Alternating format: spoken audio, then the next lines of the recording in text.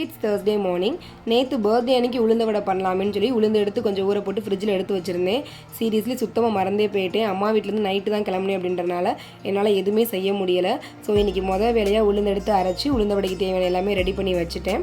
எங்கள் வீட்டில் எப்போ உளுந்த வடை செய்யும்போது தம்பிங்க 2 பேர் வந்து அம்மா அதில் ஆனியன் போடாதீங்க, அம்மா அதில் பெப்பர் போடாதீங்க, சாப்பிடும்போது ரொம்ப டிஸ்டர்பன்ஸ் ஆகுது அப்படின்னு ஏதாவது ஒன்று சொல்லி கமெண்ட் கொடுத்துட்டே இருப்பாங்க.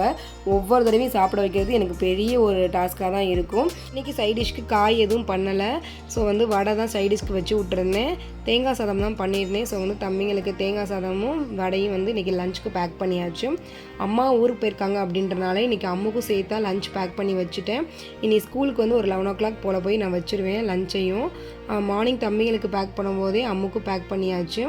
என்னோட நேம் அப்புறம் கிரேட் மட்டும் எழுதி அந்த லஞ்ச் பேக்கில் போட்டுருவேன். கேட் கிட்ட வந்து அவளே வந்து கலெக்ட் பண்ணிக்குவா. வீடியோ பிடிச்சினா வீடியோக்கு லைக் கொடுங்க. சேனலை சப்ஸ்கிரைப் பண்ணாதவங்க மறக்காமல் சப்ஸ்கிரைப் பண்ணிக்கோங்க. பாய்.